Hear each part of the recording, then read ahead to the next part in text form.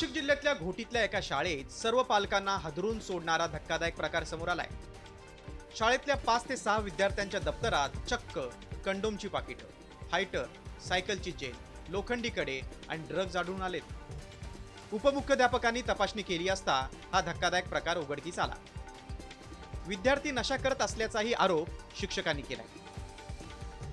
ही जी घटना घडली त्याच्या बाबतीत नक्कीच प्रशासनाच्या वतीने सुद्धा सकारात्मक पावलं उचलण्यात येतील।